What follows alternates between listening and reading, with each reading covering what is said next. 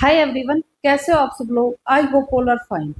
बच्चों, मेरे पास बहुत ज़्यादा कमेंट ये आते हैं कि मैम हमारा जो एस्टेट का एग्ज़ाम है वो कब होगा।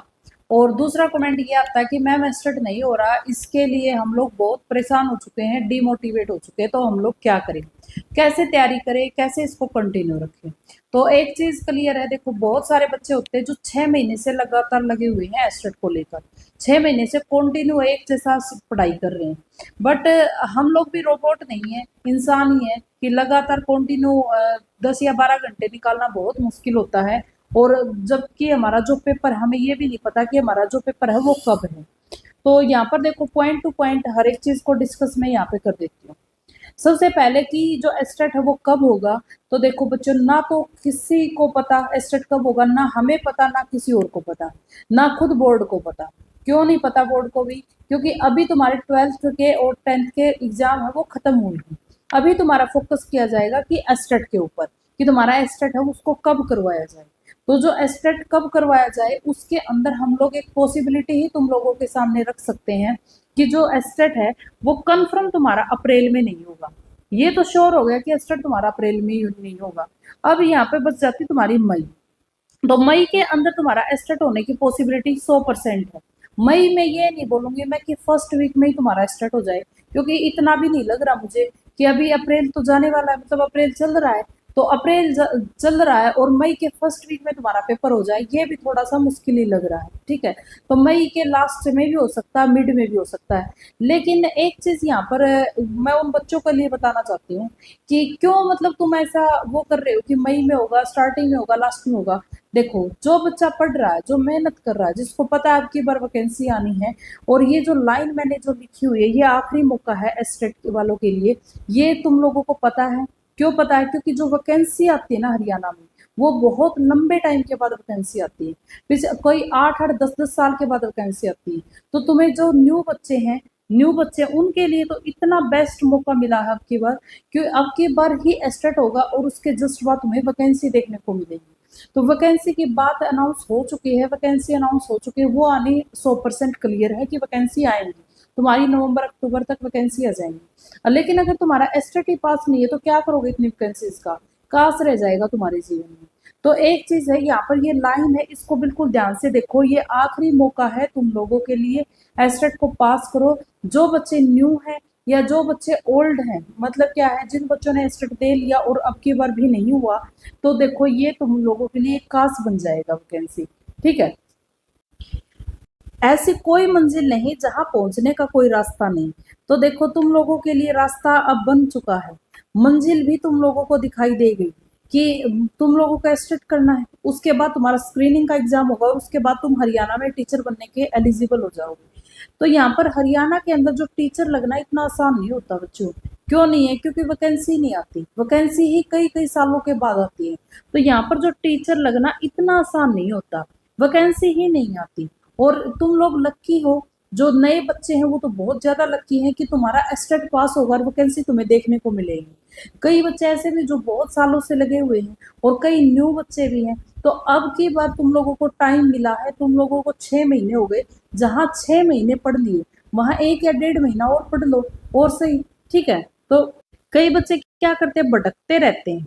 दो टाइप के स्टूडेंट है यहाँ पर यूट्यूब पे, कि एक है जो भटकते रहते हैं, उसकी वीडियो भी देख ली, उसकी वीडियो भी देख ली, उसकी वीडियो भी देख ली, वहां से भी नोट्स बना लिए, वहां से भी बना लिए, वहां से भी बना लिए। एक है ये बच्चे। दूसरे हैं जो एक ही टीचर के ऊपर विश्वास रखते हैं कि मुझे सिर्फ इसकी ही वीडियो देखनी है, इसी का कंटेंट मुझे अच्छा लगता है, मुझे सिर्फ इसी टीचर से पढ़ना है। एक है इस टाइप के बच्चे। तो देखो, ये जो दूसरी टाइप, ये वाले बच्चे ने कभी सक्सेसफुल नहीं होते।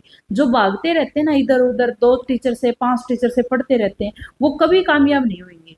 एस्टेट पास इन बच्चों का बिल्कुल मुश्किल है, कि जो इधर भी चला गया सीडीपी के लिए 10 क्लास देख चुका, और एक वो बच्चे हैं जो सिर्फ एक टीचर को फॉलो करते हैं, उसी टीचर का लेक्चर सुनते हैं और अपने नोट्स बनाते हैं और पढ़ते हैं। तो देखो, यहाँ तक पहुंचने के लिए तुम्हें मेहनत करनी पड़ेगी, विश्वास रखना पड़ेगा इन बच्चों को, तुम्हें विश्वास रखना पड़ेगा कि एक टीचर के ऊपर विश्वास रखो, उसी से पढ़ो, वहीं से तुम्हारा पेपर पास हो जाएगा।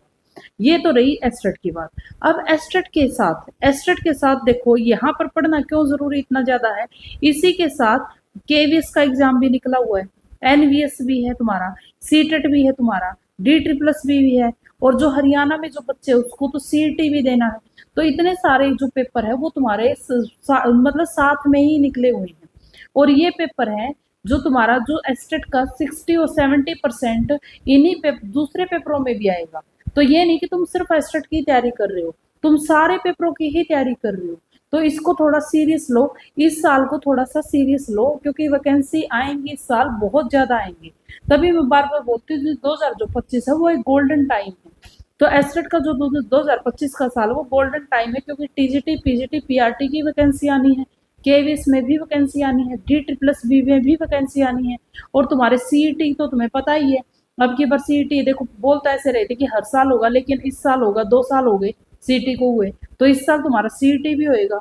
तो इतनी सारी वैकेंसी आनी है इस बार भी। अगर जो डी मॉल है जो बच्चे, तो वो डी मॉल ही रह जाएंगे हमेशा। ठीक है, तुम लोगों को एक पोस्ट लेनी है, उसके लिए मेहनत करते रहो। एस्टेट हो कब हो, मई में हो, जून में हो, तुम्हें नहीं पता, तुम्हें पता है कि तुम्हारा एस्टेट तो होगा, 100% होगा। और सब्जेक्ट पूछा जाएगा, कॉमन सेक्शन पूछा जाएगा। ठीक है, तो अपने सब्जेक्ट को और कॉमन सेक्शन को, तुम्हें ये कौन कह रहा है कि तुम 10-10 15-15 घंटे पढ़ो, लेकिन तुम लोग 2 या 3 घंटा तो कंटिन्यू चला ही सकते हो। जो पिछले 6 महीनों से जो लगातार पढ़ रहे हैं, तो अभी भी 1 या 1.5 महीना ही है, तो पेपर की डेट अनाउंस होते ही तुम अपने टाइमिंग को बढ़ा देना। तो लेकिन टच में रहो, पढ़ो जरूर, 2 या 3 घंटा लगातार पढ़ना पड़ेगा तुम्हें, हमेशा हर रोज पढ़ना पड़ेगा। तो ये यहाँ पर मेरे पास इतने कमेंट थे, तो उनका जो रिप्लाई है वो मुझे देना बनता था, कि एक रिप्लाई है वो सभी बच्चों को मैं दे दूं, कि एस्टेट के लिए तुम्हें कैसे कैसे पढ़ना है। और काफ़ी मैं वीडियो बना चुकी हूँ कि तुम लोग कैसे स्मार्ट स्टडी भी कर सकते हो एस्टेट के लिए। तो आज ये मुझे वीडियो बनानी थी, क्योंकि इतने सारे कमेंट हैं कि मैम क्या करे क्या ना करे, डीमोल हो चुके हैं, पेपर आ नहीं रहा। तो देखो सभी, आई होप सबका मतलब जो डाउट है वो क्लियर हो चुका होगा। ठीक है, तो कि वैकेंसी आनी है तो तुम वेट मत करो, और पढ़ाई में बिल्कुल फोकस कर लो अपना। पढ़ोगे तभी तुम कुछ ना कुछ अचीव कर पाओगे, और इधर उधर भटकना छोड़ दो, क्योंकि हर एक स्टेट के अंदर वैकेंसी आनी है।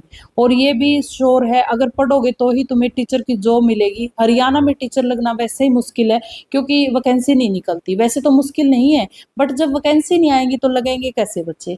तो आई होप सबको अपना डाउट है वो सबका क्लियर हो चुका होगा यहाँ पर। तो चलो मिलते हैं अब नेक्स्ट वीडियो में। Thank you so much.